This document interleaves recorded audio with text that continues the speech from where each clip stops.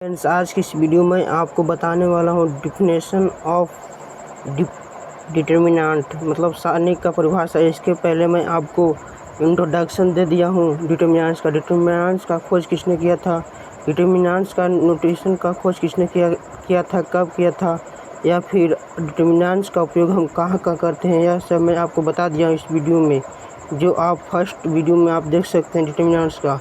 तो आज मैं आपको बताने वाला हूँ डिफिनेशन ऑफ डिटर्मिनेंट्स मतलब सारणिक का परिभाषा कि सारणिक कैसे मतलब यह रूप में कैसे आया।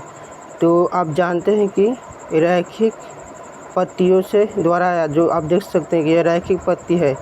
मतलब क्या है, रैखिक है। जब एक से स्क्वायर रहता है ना, क्वाड्रिक रहता है मतलब द्विघात, और इसकी रहता है तो त्रिघात रहता है। तो मतलब रैखिक पत्तों को मतलब हल करने के लिए हम लोग डिटर्मिनेंट का खोज हुआ था, तो आपको पता होगा। तो दो समीकरण हमने लिया और दोनों को एक सवाई मत किया और फिर इसका हमने हल निकाला और ये एक से विद्युत में गुना किया और फिर अब तीसरी जानते हैं गुना होता है, तो तीसरी गुना होके फिर इतना लिखाया, जिसका परिणाम क्या आया, एक बिंदु माइनस ए दो माइनस रिप्रेजेंट बाई इतना हुआ। आप जानते हैं कि which is known as determinant of order 2, दो क्रमों का सारणिक कहा जाता है इसको। मतलब इसमें कितने क्रम है, 2। अब यह कितने हैं, 4। तो 2 के स्क्वायर हो जाएगा अब यह इसका। अब इसमें आपको बताएंगे रो और कॉलम के बारे में आगे ही। The quantities a b a के दो and b d are constituents या एलिमेंट्स ऑफ डिटर्मिनेंट्स। इसको हम कॉन्स्टिट्यूएंट्स या डिटर्मिनेंट का अवयव कहते हैं। और एक बिंदु मैंने इसको वैल्यू इसका मान देता है। मतलब डिटर्मिनेंट का जब मान निकालना होता ना है, तो हमको क्या करते हैं, इससे गुना करते हैं और माइनस लिखते हैं क्योंकि माइनस होगा। और जो आपको क्योंकि यहाँ से आपको पता चल गया होगा कैसा आया, इसका ए दो बिंदु माइनस 1, इसको आप अपने से भी सोल्व कर सकते हैं, ज़्यादा प्रयास अपने से ही करें। और मैं आपको बताने वाला हूँ आगे, the horizontal lines are called row. मतलब जो क्षैतिज रेखा है ना, उसको हम क्या कहते हैं, रो मतलब कोई कतार। इसमें एक बी एक है, ए दो बी दो है। उसी प्रकार से vertical lines are called column. Vertical मतलब जो खड़ा है, जिसमें पिलर ऐसे से खड़ा है। खड़ा कौन है, एक ए दो और बी एक बी दो। Here this determinant constitute 2 row and 2 column. मतलब इसमें कितने रो, जितना रो होगा उतना कॉलम होगा। जितना मतलब ऊपर बाएं से दाएं जाएगा उतना ही ऊपर से नीचे आएगा। नहीं आया तो फिर डिटर्मिनेंट जाने की वो नहीं है। मतलब मेरे कोई भी डिटर्मिनेंट आप समझ जाइए, जितना रो होगा उतना भी कॉलम होगा। जैसे में आप एग्जाम बस देख सकते हैं, डिटर्मिनेंट का मान ज्ञात करना है तो 2 3 4 -5 है, तो 2 गुने -5 -3 गुने 4 -10 -12 -22। इस पर आप अलग भी क्वेश्चन बना सकते हैं। यहाँ पे 4 5 6 7 8 9, क्योंकि आप तो अब बच्चे नहीं हैं कि आपको क्वेश्चन दिया जाए। अब आपको अपने से क्वेश्चन बनाना है। Now let us consider the system 3 homogeneous linear equation. अब मैं आपको बताने वाला हूँ तीन रैखिक से मतलब तीन को समीकरण लेंगे और उससे मतलब हम लोग कितना 3 ऑर्डर बनाएंगे। तो समीकरण है एक्स प्लस बी एक वाई प्लस सी एक जेड। मतलब 2 को समीकरण लिए थे तो 2 ऑर्डर हुआ था, और जब हम 3 को समीकरण लेंगे 3 ऑर्डर होगा। 3 को समीकरण लिया गया। ऑन सोल्विंग इसको सोल्व करेंगे सेकेंड और थर्ड को एक्स वाई जेड से क्रॉस मल्टीप्लिकेशन, जो वज्र गुणन, जो आप क्लास 10th पढ़े थे। समझिए हम कहाँ हैं, जी मेन से एडवांस के क्वेश्चन सोल्व करने पड़े हैं और हम क्लास 10th की आवश्यकता पड़ी। क्यों, क्योंकि बेसिक आपको मजबूत जरूर होना चाहिए। यदि आपको बेसिक मजबूत नहीं है तो अभी से जाके उसे पुनः रिविजन कीजिए। हम पाते हैं कि जो इतना आएगा एक्स बी एक माइनस जेड, और इसको हल करने पर आपको मिल जाएगा एक्स वाई जेड को हल करने पर इतना। और फिर इसको ऐसे आप रूप देख लेंगे, जिसको राइट हैंड करते हैं हम लोग ऐसे लिखते हैं। देखिए 3 ऑर्डर हुआ ना, और जितना रो हुआ, रो के कितना है 1 2 3 और कॉलम 1 2 3।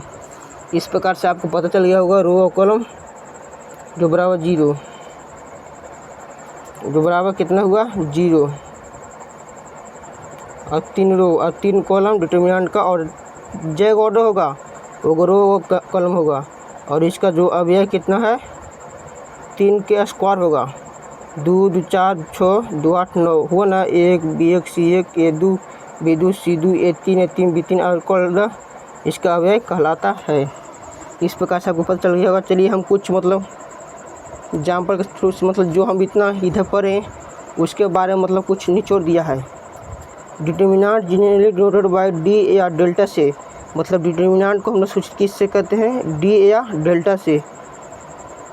nth ऑर्डर का determinant coefficient n row and n column its expression contest n term, मतलब जितना रो होगा उतना कॉलम होगा और उतना ही n टर्म पद होगा।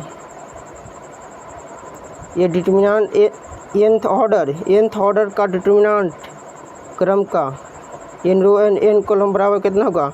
यदि मतलब n ऑर्डर दिया है, n रो और n कॉलम है, तो उसका अवयव की संख्या कितना होगा n स्क्वायर। जिसमें यहाँ पे कितना ऑर्डर है 3 ऑर्डर में दिया है, और 3 को कितना है रो है 1 2 3, और 3 को कितना अवयव है मतलब रो है, कॉलम 3 को है, तो इसको अथी अवयव कितना होगा 3 के स्क्वायर आपको बता दिया गया है, जो मैं आपको यहाँ इधर ही बता दिया हूँ। उसी प्रकार से आगे मैं बढ़ता हूँ। In determinant the horizontal lines counting from top to bottom first second third know as row and denoted are the vertical lines left to second now as column and denoted by C2। मैं आपको बता दिया हूँ पहले ही, जो horizontal line को हम लोग बाएं से दाएं करते हैं जिसको रो कहते हैं, और ऊपर से अप से डाउन किसको कहते हैं, जो वही बात यहाँ पर लिखा गया है C2, मतलब सबका निचोड़ लिखा गया है किताब का।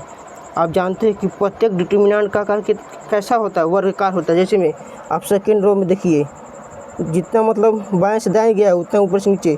आप जानते हैं कि वर्ग में कैसा आकार होता है ऐसे, मतलब चारों भुजा बराबर। इसमें देखिए सही भुजा बराबर ना, इधर से भी है, इधर से भी है, इधर से भी है, इधर जितना गया उधर उतना ही आया है, मतलब सर्व समन्वय की बराबर है। इस प्रकार से आपको समझ में आया कि यह वर्गाकार है।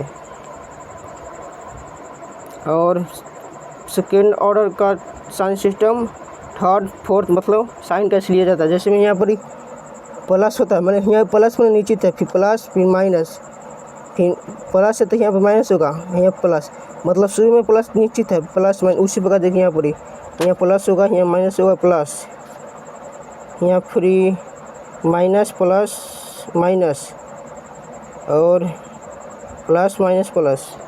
इस प्रकार से थर्ड ऑर्डर में, फोर्थ ऑर्डर में plus minus plus plus minus plus minus minus plus minus plus plus minus plus minus plus minus minus.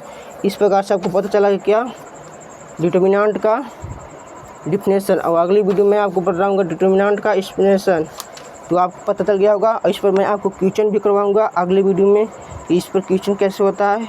इसके लिए मैं इतना ही बोलूँगा कि आप अपने से ही कुछ रिवीजन कीजिए। कि आपको इस वीडियो को जैसा लगा वैसे कमेंट बॉक्स में ज़रूर बताइए। यदि आपको समझ में नहीं आया तो मैं आपको दोबारा समझाऊंगा। थैंक्स। जय हिंद, जय भारत।